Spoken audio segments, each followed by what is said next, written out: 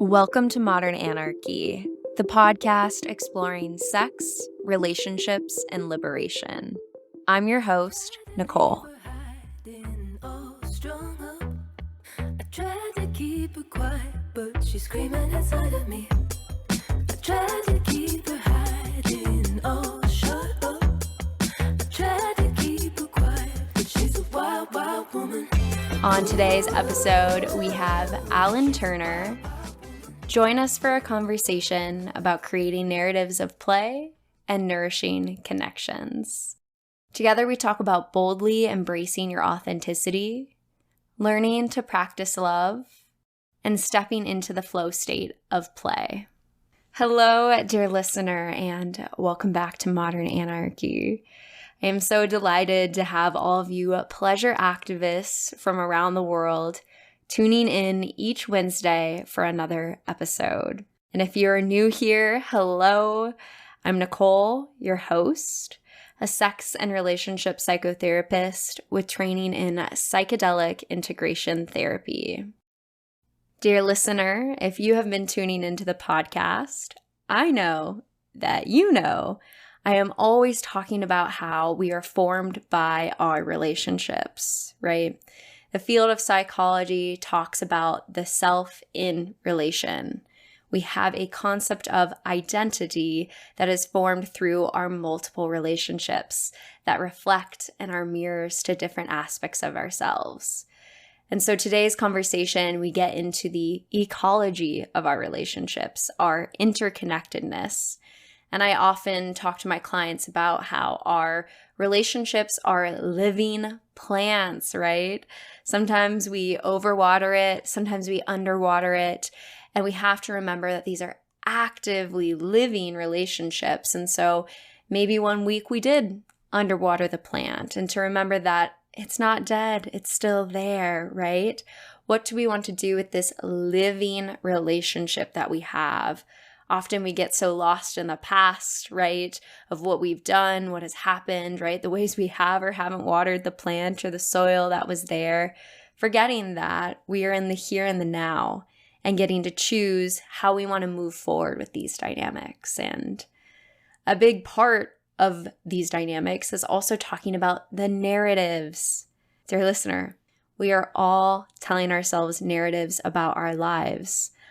And dear listener, I want to share with you one of the special practices that I have been doing with my own lovers and that I have been sharing with my clients from the pleasure practice. So each month I sit down with my lovers and we go through a relationship reflection where we answer 5 different questions. We get out a journal, we sit with one another, and we take the time to reflect. And the 5 questions that we answer together are, what was the most memorable moment we shared in the last month? What does our relationship mean to you? That's a kicker, y'all. That one I always have. It's such a deep question there, and I really always struggle, but enjoy that struggle to get more words to the meaning making. How have I loved you well in the last month? It's so great to look back and have gratitude and celebrate the ways that our lovers have showed up for us and for them to hear that, to hear the ways that they have done well in the last month. The next question is, how have I shown up for you erotically in the last month? This is a really powerful question to get words and language to the beautiful experience of erotic connection.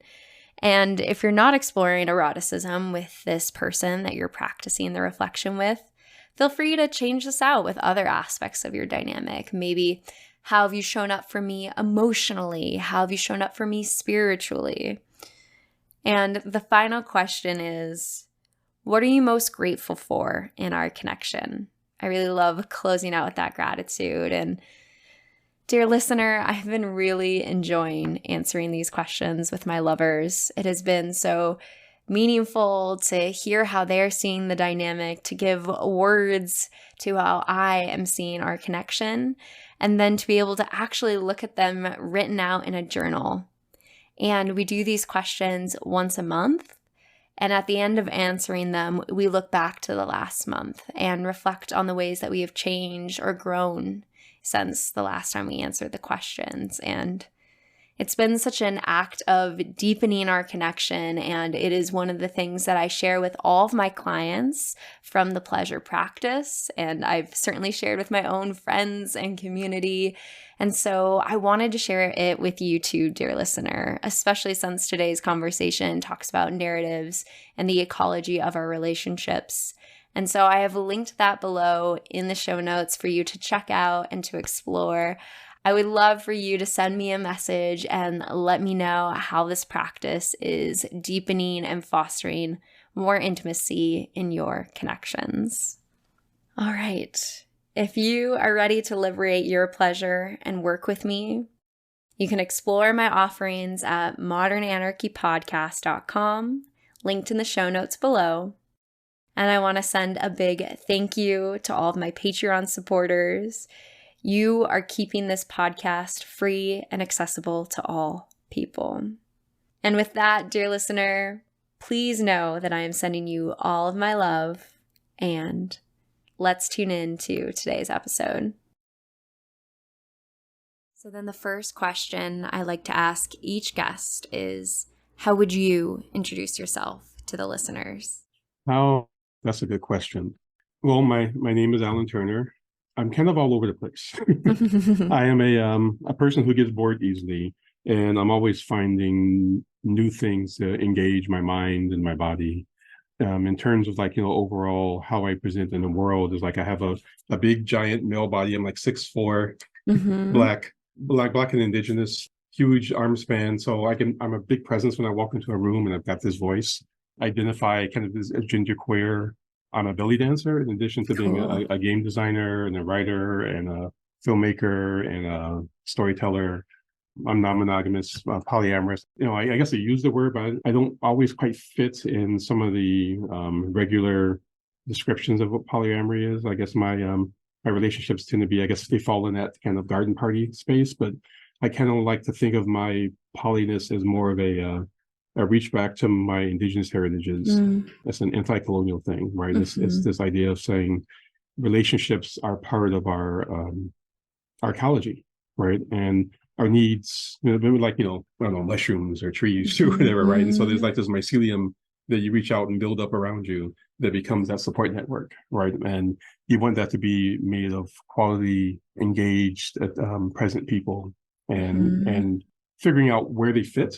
It's just a matter of kind of engaging the resonance that shows up. So it's you're familiar with Lilo and Stitch?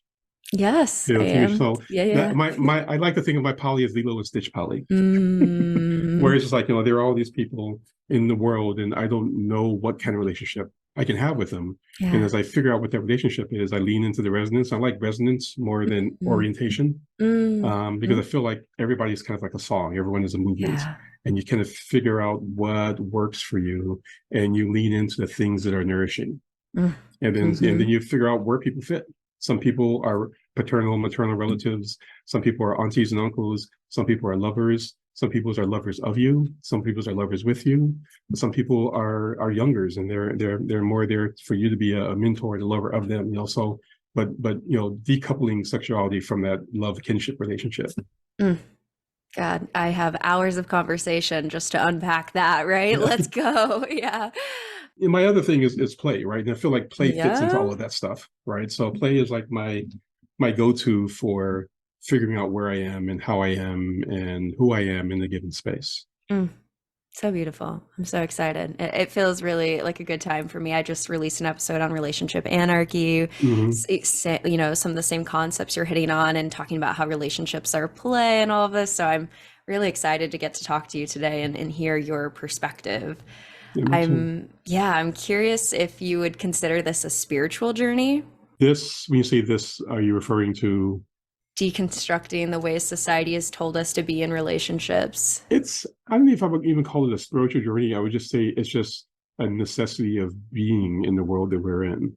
We live in a world that puts us in all these little boxes, and we're given all these little packages and archetypes and stereotypes and stuff that we're expected to fit into. And so much of that is, just colonial nonsense, right? so much of it is patriarchal nonsense. And some of it is just stuff that's just gotten confused somewhere in between. I am a fervent believer in this idea of kind of living my life boldly, rolling my own, right, as I go. So just kind of figuring out what works.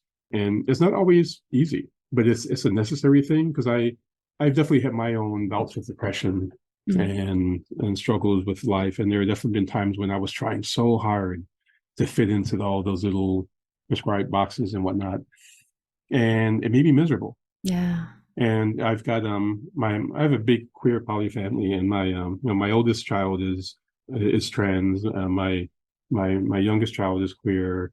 There were periods of depression that I watched them go through, some of which kind of leaned into things that were, their suicidal ideation.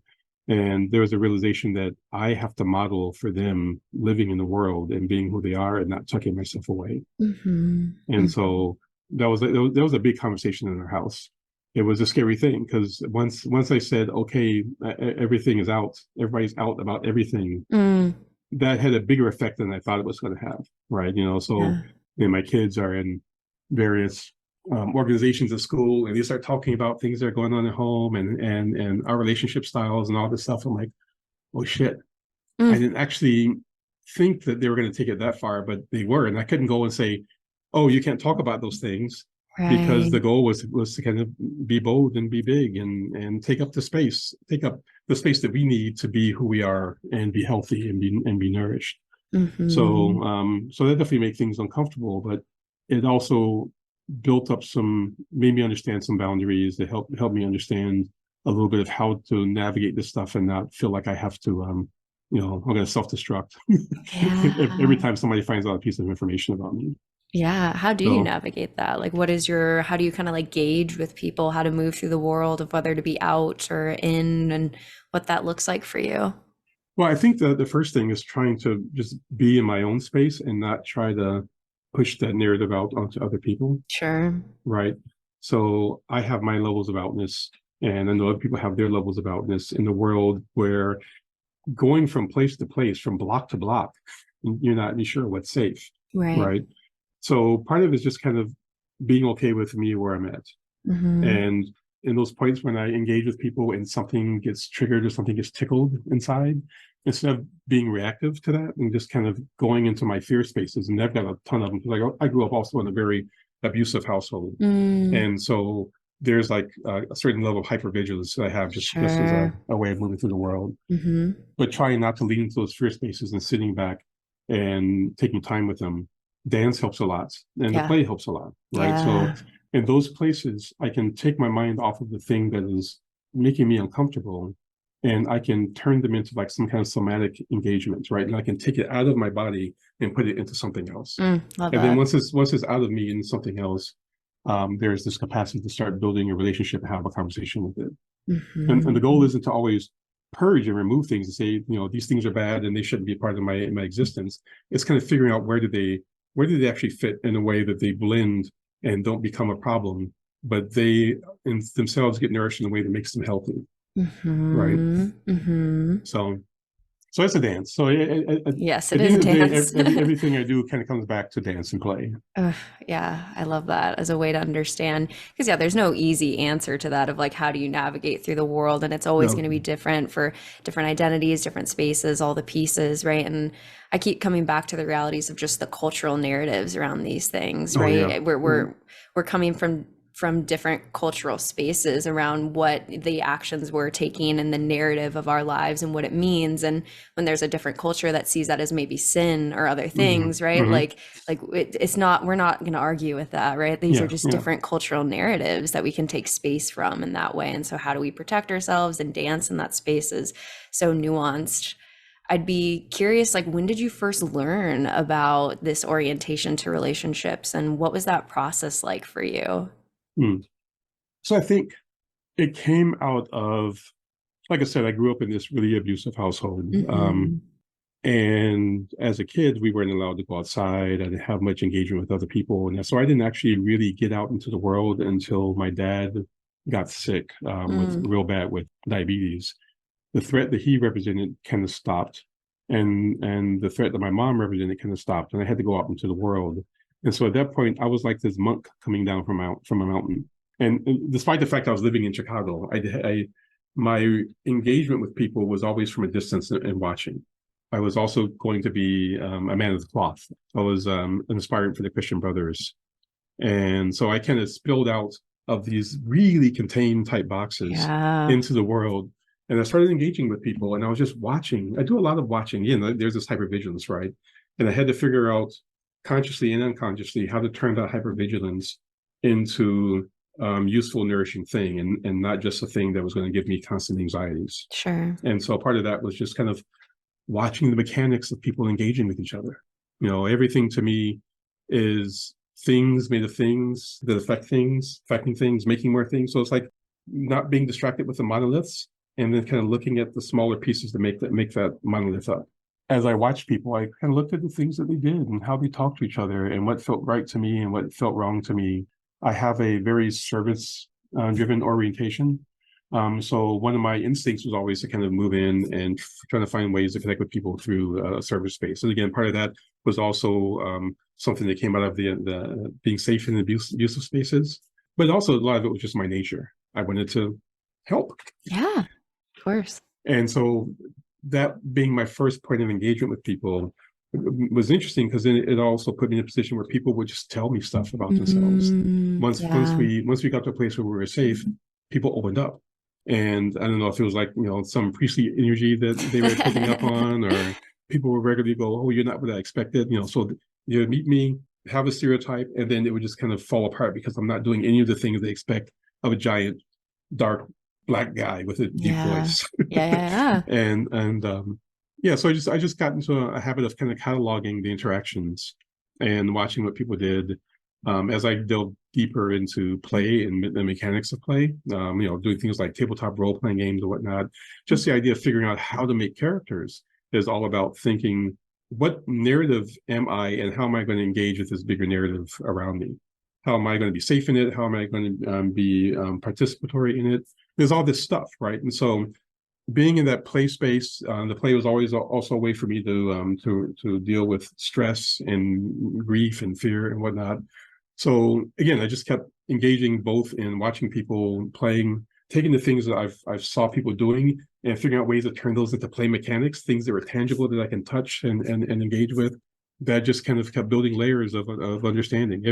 I felt like I like to use this analogy of molting, like a beetle, right? And so after I would get enough information, my shape would change a bit, and I feel like I would get new types of locomotion, right? I'd find new ways of moving with the world, and there's some old ways that I used to move that would disappear. So again, going through these, I really like the idea, the metaphor of like caterpillar to butterfly, because that's like one big shift. Right. But I like, I'm a fan of beetles and spiders, and beetles have all these different forms they take before they get to the point where you see the beetle. Sure. So my process was a lot like that. I was going through all these different instars, these energetic, these spiritual, these emotional, physical. So I had this thing where, because of how I grew up, this almost pathological need to be of service and to be helpful and whatnot.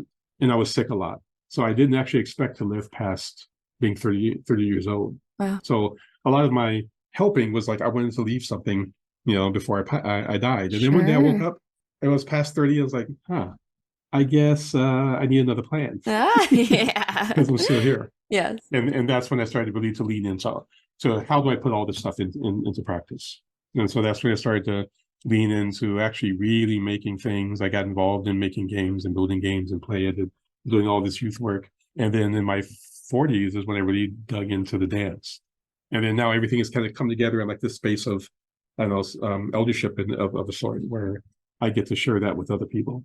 Yeah, so powerful. Yeah, I've been wanting to have conversations on the podcast about like role playing and games and narratives, and how that is such a crucial piece of, sexual play. And obviously, so I've been like I was thinking like, I got to reach out to some people. So I love when, the universe of connections and networking, here we are. So beautiful.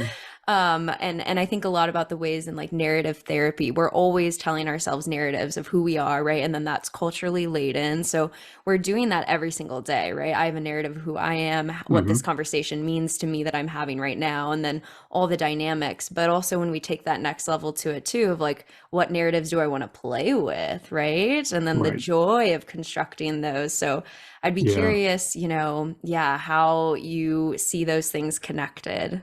It's a mixture of things, right? So especially as we start talking about sexuality, I think sexual, to me, all of that is a subset of play.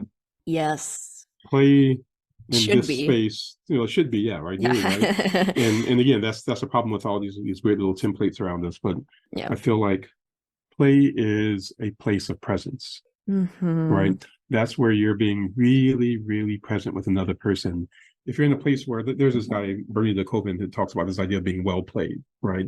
And well played is this thing where you and I are engaged in a thing. We've gotten past this point where we're trying to win or whatever. We're just trying to maintain the moment, right?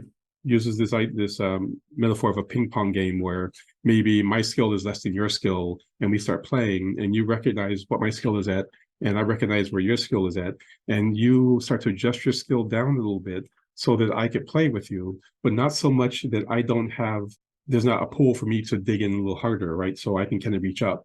We hit this balance. And there's like this resonant moment, right? Where we're just kind of like, yeah, it's just Yeah, you and me. We're doing this totally. thing. Nothing else matters. And I think as we move into sexual spaces, that's the same thing, Right. right?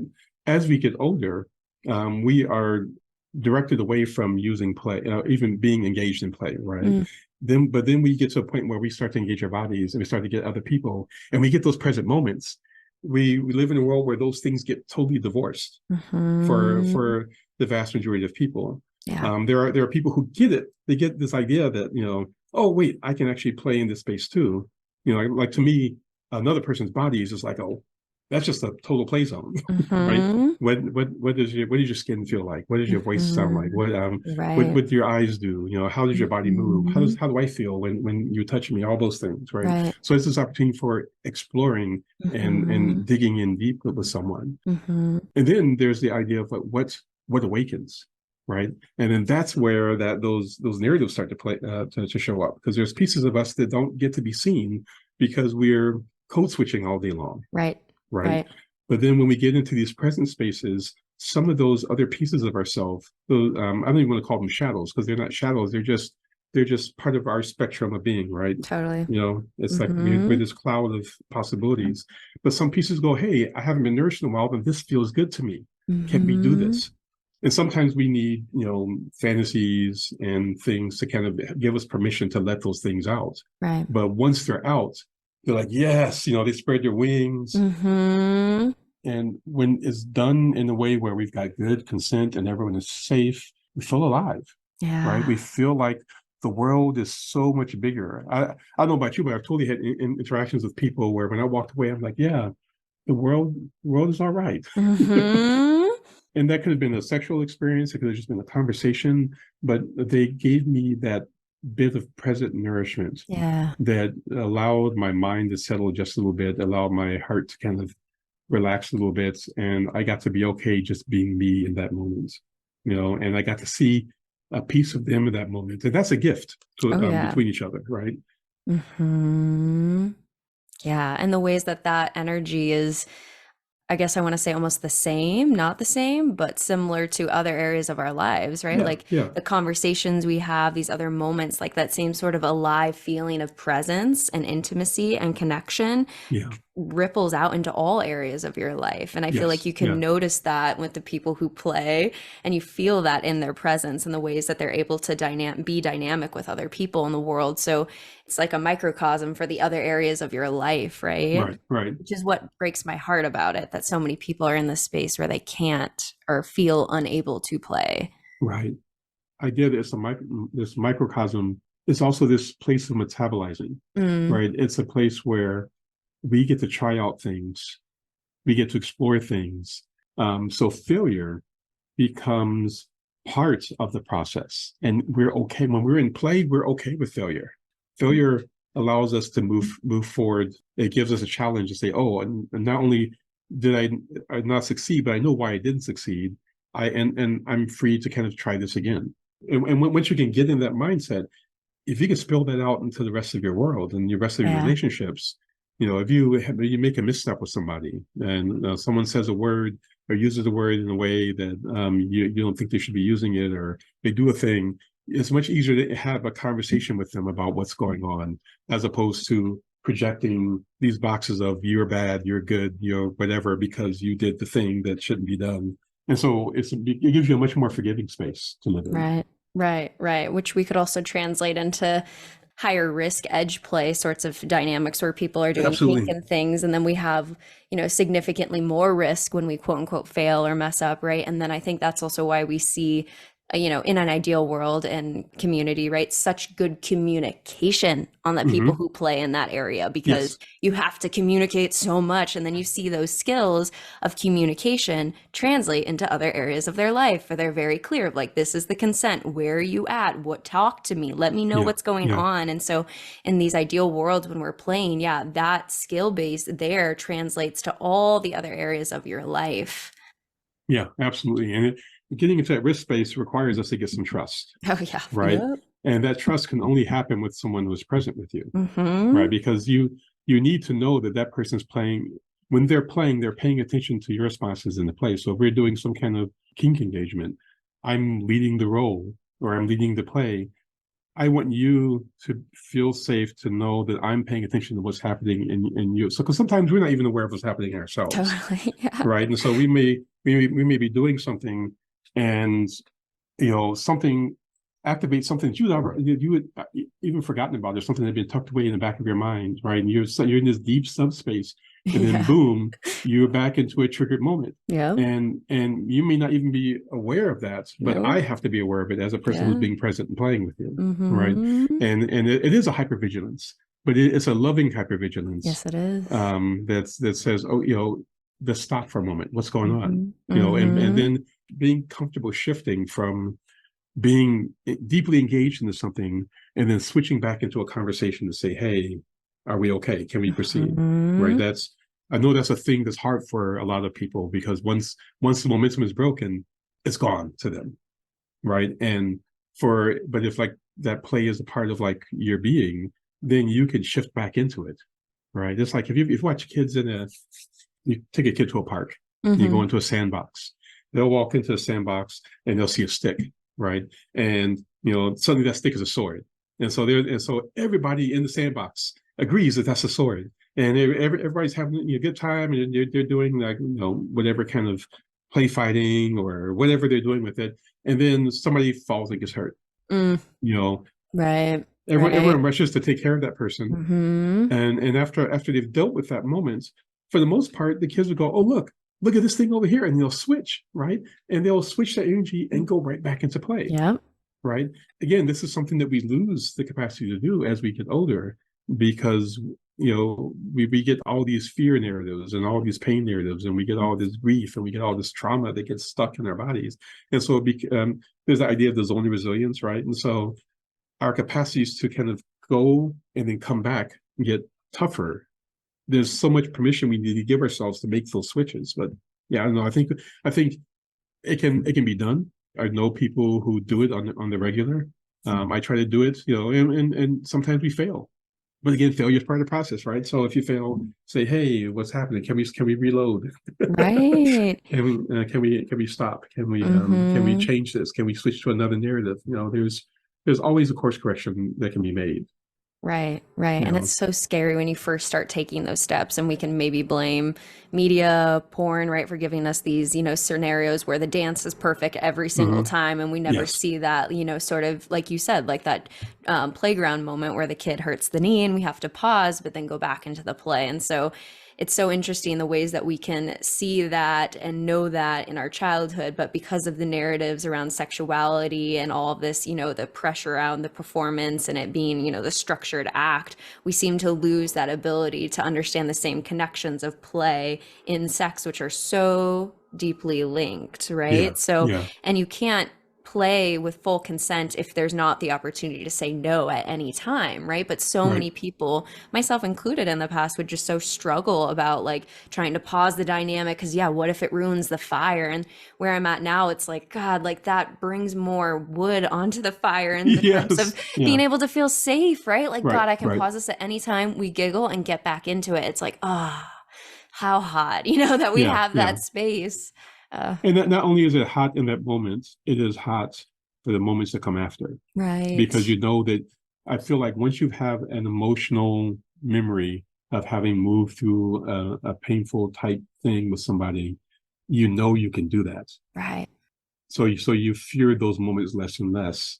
If you're working together, if you're being present together, you're building this toolbox, this tool set that's just yours, that you can pull out every time you need to make one of those switches. Which we could then tie back to like a somatic connection, right? Like in Yeah, the same right. ways that growing up in your household, you had to be so vigilant in a way that kept maybe things tight, right? In a way, Yeah. being able to build these relational patterns where you're able to continue to open up deeper and relax deeper and deeper, right? Like that builds a muscle memory in our attachment of being able to open up more, which we know is a key part of pleasure, right? To Yeah, be able right. to relax and be in the body in that way. Yeah.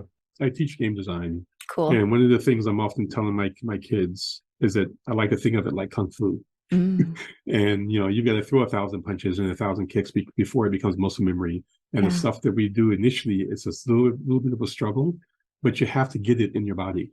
And things that take forever to do, like something that takes you 2 or 3 hours to do now because you don't really understand how the tools work, may take you minutes to do once you understand, right? And you can make those switches without even being having to stop and think about it, because they're just part of your present being. Right. So then I think it's about the container, right? Yeah, Like yeah. who are you with? Because if you're with someone where you throw out that joke about play and maybe you're doing some sort of dynamic and they laugh at you, right, in a way that Right. makes you feel insecure, Yeah. and then you close down further. So I'm curious, I guess, given how many people struggle with being able to play God in their life in general, but like let alone with sex, like how do you support people with starting to like open up and relax into that sort of dynamic? That's a good question. I think part of it is just talking. I think it's necessary to be okay spending the time grounding with someone.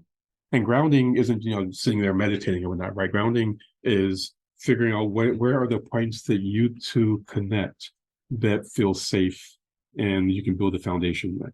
And those are things you can bring in to whatever physical engagement that you're beginning with. And that could be the place where things start. And I know for some folks, that jumping right into that physical goal-oriented thing of like, we're gonna have an orgasm. You're gonna have an orgasm. I'm gonna have it. It's gonna be awesome. Yeah. But if you're taking your time, you can find those moments where you're just kind of saying, hey, how does this feel? What does this look like? What would you like to do? And a lot of times people don't even know what they would like to do, right? So you kind of have to kind of feel it out, right? So it's like, and recognizing that you may hit some minds, right? And when in those early stages, those are just things you go, oh, wait, that sounds like something we should put a boundary around and back away from, right? We can revisit it later on when we have more trust, when we're more present with each other, and just kind of getting them to the point where, so to me, I keep saying the word play, and I say this to my partners, I believe that it's about intercourse, right? And there is billions of intercourses. And so if our sexual engagement is only about this one kind of very boxed in idea of what the intercourse looks like, we're not really being ourselves when we come into that moment, right? We're performing this idea of what we're supposed to look like. We're in a porn shoot, right? Yep. But we're not. We're in our own moment. We're creating our own story, and it only needs to be interesting and good for us. Right.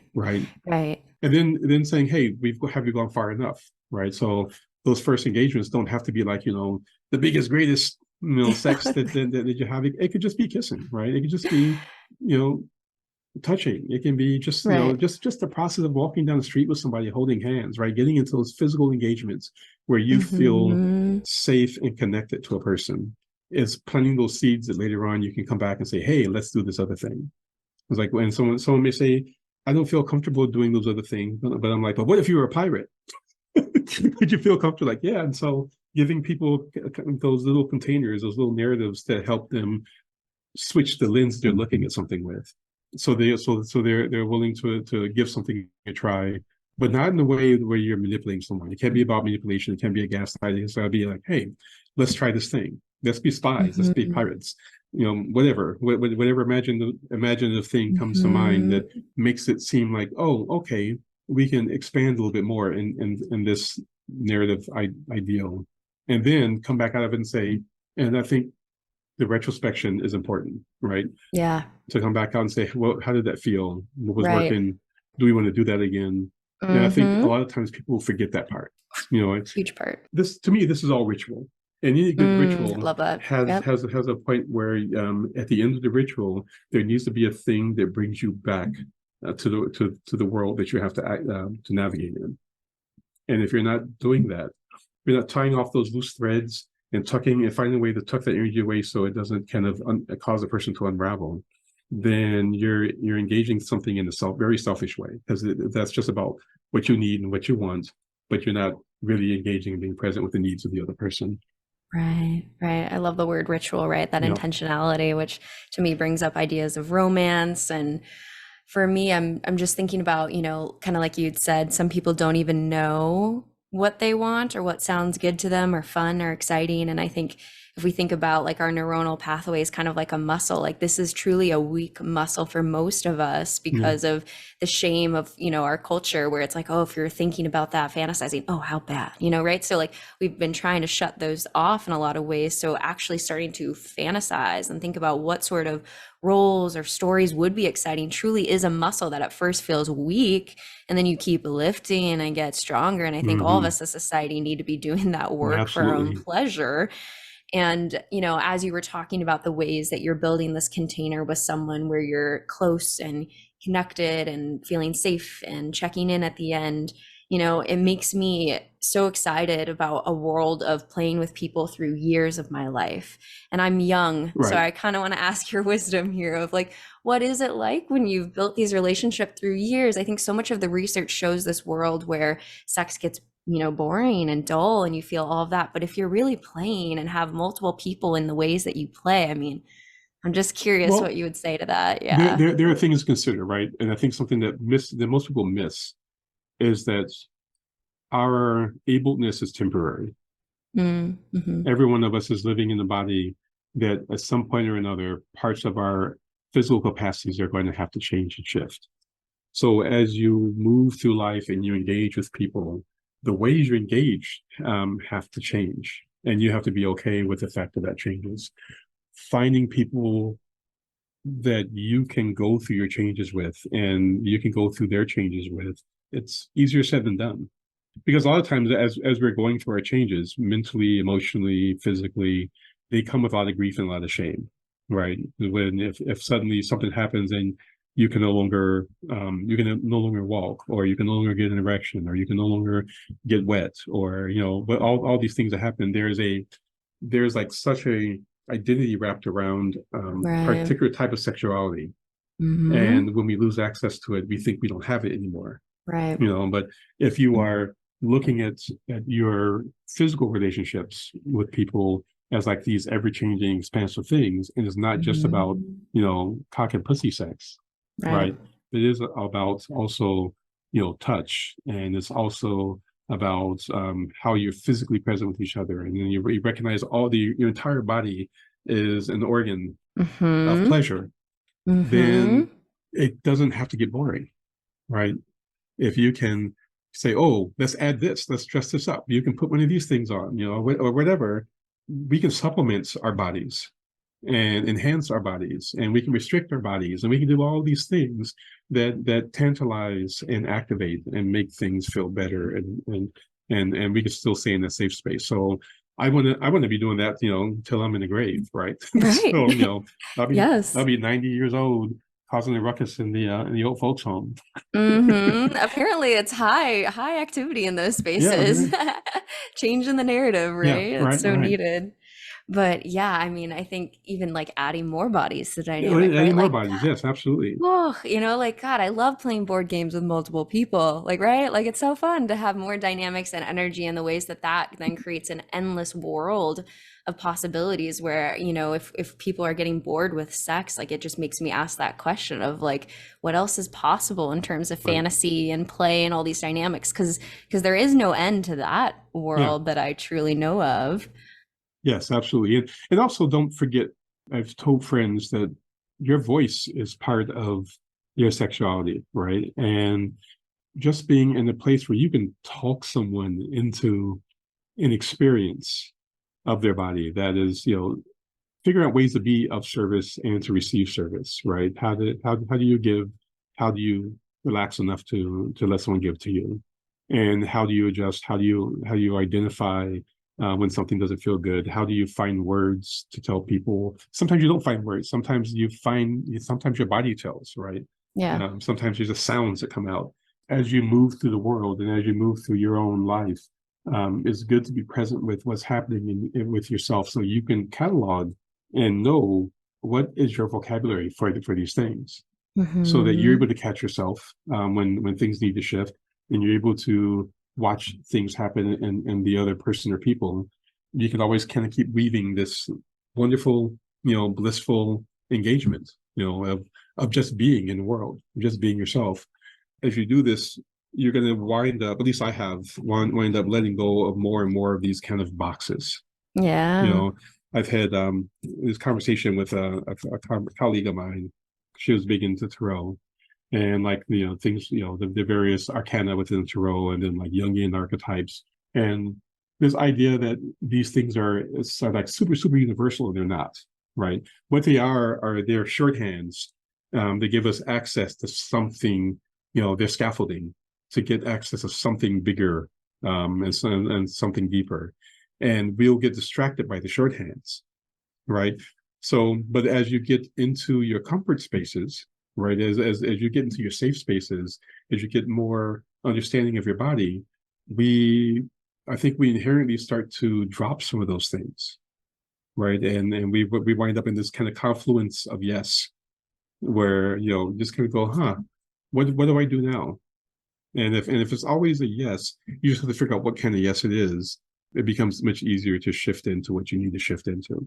I like the idea of kind of leading into your trickster, leading into your shape changer, and figuring out if something isn't right, how do you resolve that? Do you need to grow new eyes to see it differently, new ears to hear it differently, new limbs, or do you need to remove something that's actually stopping you from being able to engage something?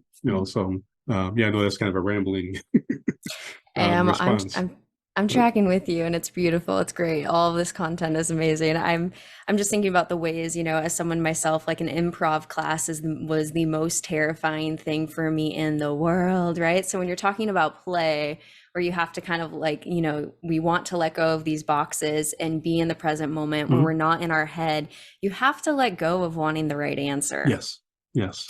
Good luck, like let that go. There's an exercise that I've done, like when I've done Yeah. youth work, and when I've done Hmm. work with groups, where just the process of bringing people together and getting people to stop and engage their names. The thought is that your name is magic. It is a spell. And every time I say your name, every time I say Nicole, I'm Hmm. invoking all of this stuff. It's Yeah. just stuff that I can see. Like I can see your face, I can see your eyes, I can see the space you're in. But there's so much about you that I don't know, but I'm still invoking it when I call your name and how I call your name and how I say your name. Mhm. So I get people into a circle and say, what's important about you that is being invoked when people call your name that you want to be more present? Can you make a motion for it? Mm. And get people to kind of do a somatic thing. And we go around in a circle and say our names and then show emotion, right? And then we pass it around. And then when we come back to the beginning, we have to kind of say hi to each other only using emotions. And it's Mm. amazing, especially when you have younger kids Wow. that Yeah. over the course of the day, they start doing that. Yeah. I was doing a summer woods program where we did this with the kids, and we broke for lunch, and then we came back, and kids went off walking in the woods and came back. And as the kids were coming back, other kids are going, hi, and they're doing the motions, right? Yeah. And so now they had this physical engagement as those part of their process of recognizing somebody, in addition to just this kind of very distant hi, I'm going to say your name, right? And so now just engaging each other, just me saying hi, Nicole, and you saying hi, Alan, has already become a physical interaction. And it puts us physically in the space that we're in, right? So things like that, I think, and doing them in a place where you don't, it's like the Mr. Miyagi thing, right? Wax on, wax off. We do them in ways outside in the regular world where we don't think they really apply, but then we see that these things apply in all of the other spaces. Even when we're fighting against our own depressions, our own grief, our own anger, whatever, it gives us a place to settle back into. Yeah, I've been looking for ways of, some sort of practice like that to incorporate, I think, into like trauma work. I got into the field of psychology through working as a sexual assault counselor, and then came in, and a lot of that sort of initial processing is the narrative, and then I got some training on somatic therapy, right, of trying to help people reconnect to their bodies, just to even, we do these like practices where you'd have someone walk up to you and ask them to check in with their body of where it felt too close, and ask them to like take a step back or take a step forward, and just even that act with survivors, right, of getting them to feel in and say, okay, that feels too much, step back, taking empowerment, right? But the reality is that when we're healing from trauma, like it's, the continuum is going towards play, being able to play in the body and be in that way. So I could totally imagine how a practice like you were just talking about would be really therapeutic for people who have had that sort of experience, and we've all experienced some sort of trauma in this world of repressed sexuality. Yeah, absolutely. So like being able to go into a circle where that's actually what you're doing, of like, okay, I'm interacting with these people, I'm using my body and doing this. Oh, like I feel like that's the healing continuum. And the other part of it is giving people an opportunity to act a fool. Yeah. Right. When we can be ridiculous, for a moment, so much relaxes. Right. I have a friend who has she taught me this Zoom game for like when we were doing big Zoom groups. And it was just basically like there's like these elements, right? And each one has a physicality, like this is rain or this is wood or whatever. And you would pick a person in one of those your Zoom boxes, and they would be the person who will call off like the different elements. So we basically can just do like these kind of pantomimes with them. But one of them would be hide, and in hide, everybody would go off the screen, and the last person off the screen would be the next person who would have to do this thing, right? And doing that to start a Zoom session with students, with people, especially if we're going to be talking about something that was heavy, made it, people were laughing. And so once they're laughing, once they're kind of feeling kind of light in their body, it becomes so much easier to switch into the meat of the engagement. I think that if you're laughing during sex, that's one of the best If you're signs. laughing during sex, you are absolutely doing it right. Yeah, exactly.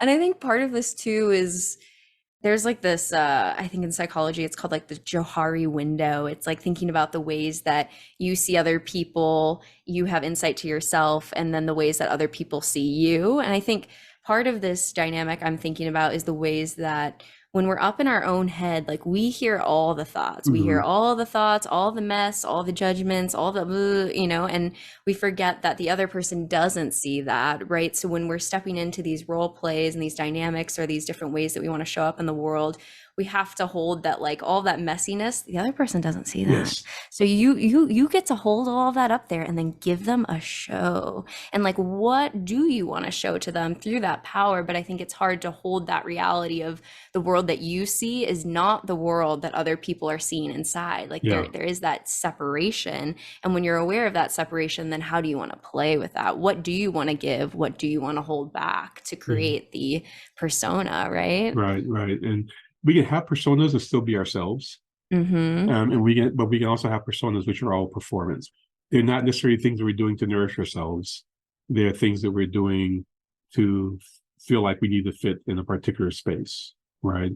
But if you can find those personas that are you, I like to think of it like Shazam. right? This kid who's got this power to call out this word, but that word is actually an amalgamation of all these personas, right? And he gets to pull all of that energy together and become, a mightier version of himself, right? I think we all have that. I think we all have these characters in us. And if you can build a relationship with those characters in you, you can invoke them when you need to. And those invocations aren't disingenuous. They're always you, right? But they're the pieces of you that you need to be in the particular place, right? I have a version of me who is very, very analytical. It's like, I just got to deal with the data in front of me and I got to resolve the situation. I've got, a version of me that is completely ridiculous. I've got a version of me that's very crafty. I've got a version of me that really, really, really, really wants to serve, but not necessarily be subservient, right? So I can bring all those together. I can do them one at a time. I can do them in, they can be an amalgamation of bits of them, but they're all always me. Sometimes new ones show up. I'm like, oh, where did that come from? I didn't know I had that in me. Right. Right. And sometimes our personas activate personas in other people. Oh yeah. Yes. Demonstrate, and that's totally the improv thing, right? Where you start doing a thing and then we pass the scene on to somebody else. Yeah. and they pick it up and we pass it back and forth. And we're not trying to win anything. We're not trying to get into a particular place. We're just in flow, right? We're just blending back and forth, again, going back into that confluence of yes. Absolutely. Yeah, different parts of ourselves, Different right? parts of ourselves. Yeah. You're an ecology inside. Yeah, exactly. Yes. And I think that it's important to remember the cultural connotations that make specific parts feel more difficult to access, right? Yeah. We're thinking particularly about being socialized as a woman, right? Being a dominant, strong, that's a harder maybe part of ourselves to access. Or if we're talking about socialization of men, right? The softer, like all those parts are going to feel, at least at the beginning, maybe more difficult to access depending on your cultural narratives around who you are, right? So I think it's important to remember that, if there's a part that feels like you're just not that strong person, I guess I'd also want to ask deeper questions about what narratives have maybe said that, because some of these parts are going to feel uncomfortable to access at first. Right. Getting around the shame that shows up when you access some of those things.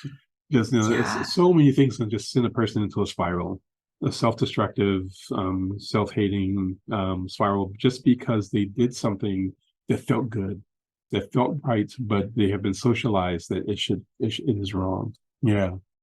Absolutely. Which is why I think in larger political agendas, in terms of all this stuff, right? When you think about how much time and energy is spent mentally in that space of, cutting off these parts of ourselves and sitting in shame. I mean, my God, there's so much time and energy up there that if we could let that go, step into a place of pleasure and deeper intimacy and connection, oof. Yeah. Oof, that's a different world. I spent my childhood living in a space of fear and shame and not being comfortable with my body, not having agency over my body. And, once I figured out how some of that stuff worked, I was never going to go back into that space. I think a lot of it has to do with, the ecology of my relationships are lots and lots and lots and lots of conversations, lots of stopping and talking about what hurts, lots of telling people it's okay, lots of giving people the opportunity to kind of restart, lots of paying attention to how people are and who they are and not trying to make them be who we are. And then also paying attention to what doesn't feel good in me. And when those things erupt, finding the wherewithal, sometimes it's hard, right? Finding the wherewithal to say, hey, this isn't feeling good. And is it not feeling good because I have been empowered to lean into a comfort zone? I feel that challenge. Is it because you're doing something that actually is hurting me? Is it because I'm doing something that's hurting me? Because I'm now allowing myself to be who I need to be in the space that we actually occupy. It's constant check-in, constant conversation, and just making sure everybody is safe. So yeah, I think at the end of the day, it just comes down to communication, and we all fail at times with that. But if we have built a support ecology, right? If we've built a kinship structure of trusted people who we know will lean in and lift us up, they don't have to be everything. And I think to me, that's, again, going back to my Lilo and Stitch Polly, everybody doesn't have to be everything. And everybody has a place in your ecology that is nourishing. If you can figure out what that is, you can figure out what the proximities are. Mm-hmm. There's ways in which, obviously that is a dance in and of itself, right? Of finding that out through Mhm. all types of relationships. And it's particularly easier, I think, for folks within our culture to understand that through friendship, right? Of like, okay, this is how we do friendship.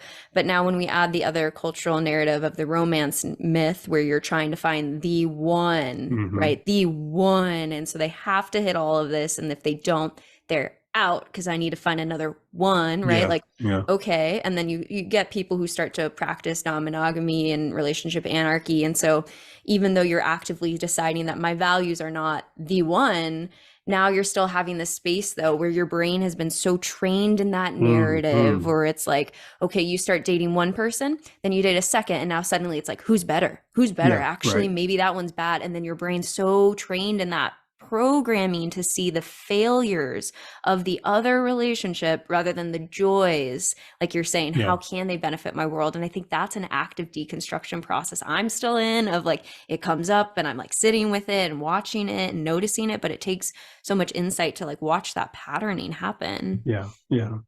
We will say, "Hey, I'm gonna escape this paradigm, but I'm gonna take that paradigm with me." Yeah. And I told you I had that experience when I began my journey into non-monogamy, because it was like my first experience was like, oh my God, I found this person, right? And they're gonna fill all the other stuff.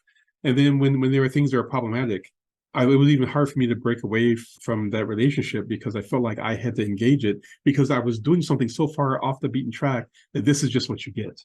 Yeah. And something that I push back on from whenever I'm in some of my poly circles where I'll see people, their way of doing it is they're kind of surfing from person to person, Mm, right? They're looking for somebody to fill particular holes, and when somebody fills up enough of the hole, they will cast away the leftovers. mm, And oof. that's not a healthy way to be. Ideally, like I've got two wonderful partners, and they and have two very different experiences with both of them, and I don't go to one because of the failings of another, Right. right? I am going to one because I love everything about them, and I want to have that experience with them. I want to kind of wallow in that narrative of them, and then I go to the other because I want to wallow in the narratives of them, and different pieces of me are seen with both of those people. And then I have other friends who are, they are close to me. These are people I love. There is not necessarily romantic love. They are people who that I can turn to get these other pieces of me seen. And so this to me is like wandering through the woods. I love this tree over here, and boy is it fun to sit on this rock. And that's the spot right there where if you're quiet for a while, the foxes will come through. And over here is where I can just kind of put my toes in the brook and cool my toes off. And so treating my experiences of people that way makes it so much easier to make the shifts that I need to make. But I do still have to deal with their narratives of like what's okay, right? So Right. recognizing that even though you're building an ecology around you, you are part of your ecology's ecology. Yeah, their narratives. Yep. And so it's just not just about you. It is about us. And you do what you need to take care of yourself, but there's also that something that arises, that emergent thing that arises in the intersection of us, and we're all responsible for making sure that that is cared for. This idea, like I tell all of my love people that they're sacred, and the sacredness isn't like a, hey, I need to keep you tucked away, and like it's not a thing about scarcity. It's a thing about I exist in a stronger way when I'm in relationship with you. Mm-hmm. I feel more real, and I can be present, and something bigger of existence sees through me you, and something bigger of existence sees through you me. That is something to cherish, Yes, it is. right? So it's not something to Mhm. restrict, it's something to cherish. Right, right. Which I think it's, that metaphor of walking through the forest. It's just mind-boggling for me to hold how easy it is for us to acknowledge that with friendship, right? Yeah, Like, of right. course, like this friend doesn't meet everything. We have different hobbies, but the second that you add romance and sex in there because of the cultural narratives, it is a Oh whole my God. different ball game. And then Oh, if I know, right? And if we think about walking through that forest and then we think about like capitalism and mm-hmm, ownership over the mm-hmm. forest, I'm actually going to charge you to park to Yeah, get to this forest because it's mine. You're like, oh, okay, I see how that's also like trickling into all of this too. yeah, yeah. There's so many layers. There's so many things. If you Yeah. have to be vigilant because there's so many Hmm. things that will come in as toxins or destructors who break apart what the ecology you're trying to build. Hmm. Hence why I call it a practice, It right? is a It's practice. It is a not an practice. identity, it's a You know, practice. love is an action verb. It's a thing you have Yeah. to do, and there's work involved with it. There's labor involved with it. I need your book. Where's your book at, I don't know. I'm Alan? working on it. Okay, good. Because I'm like, I'm ready. Like, this is great. Yeah. I want to hold some space too in case, we've wandered through a beautiful garden, a beautiful Mhm. forest of different conversations. But was there anything that you wanted to say to the listeners that maybe we didn't hit today through our companionship and exploration? Oh, I don't know. Just kind of bringing it back to this idea that all this stuff still comes back to being okay playing. I was part of this panel at a planetarium for this Afrofuturism event. And I like to talk about this because at one point someone asked us all, what is something about what you do that you don't think people get and you want people to understand? My response was that play is not disposable. We live in a world that says that you need to grow up. And growing up means you lose some access to joy for some reason. Play is this essential part of our understanding of the world, right? We play with things to understand the boundaries of things. We play with things to figure out how to connect things. We play with things to figure out how to bring it into our own bodies and into our own minds. And we play with things to understand how do we act in other social spaces and whatnot. So we need it. It is this place of possibility. And I've already said it's this place of presence. It's this place of understanding. And if we can find ways to just be in that space as much as possible, even when you're not happy. The partner I talked about that I'm not with anymore. We used to Hmm. love to dance, and when we Mm. have these struggles, one of the things that we would always do is we would talk about a relationship like this big dance, and then in the struggles we return to sway. And sway is just kind of Mm. standing there holding hands, going Oh, side to side, right? This simple movement, yeah. and be okay returning to that sway spot even when you're talking about the issue with like people not seeing friendships the same way they see their love relationships, in my mind, those are still intercourses. We are living in the world that villainizes touch, and so other people have other ways of getting their nourishment, and it's okay. So I know friends who will sit and they'll talk to somebody for hours, and to them that is equal to sex, Yeah. but it will never be frowned upon. So the intercourses are there. The people talk about the different pleasures, love languages, all that stuff. To me, those are all about just intercourses and points of connection, points of presence, and ways that we can play with each other. So, how do you want to play? Right. And the pleasure of that. And the pleasure of that. Mm, so much there. Yeah. Hmm. Please write a book. Okay.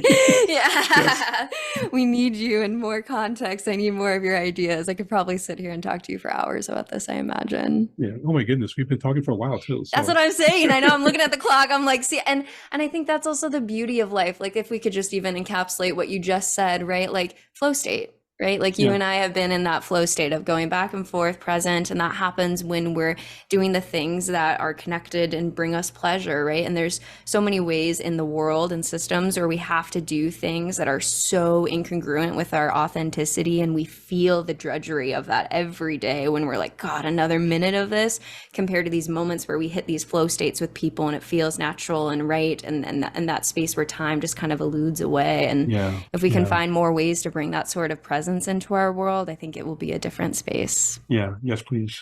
Yeah. Well, if you feel good, I'll guide us towards a closing question Yes, for please. you. Yeah. Okay. So then the one question that I ask each guest on the show is, What is one thing that you wish other people knew was more normal? That we need time to respond.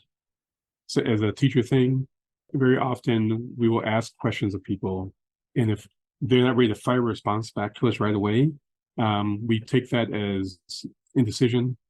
We take it as they don't want to answer us, obstinance. There's all kinds of ways that we are socialized to read that. In reality, most people just need time to respond.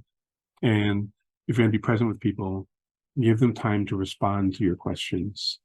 Find out what kind of time do they need, because that time is normal.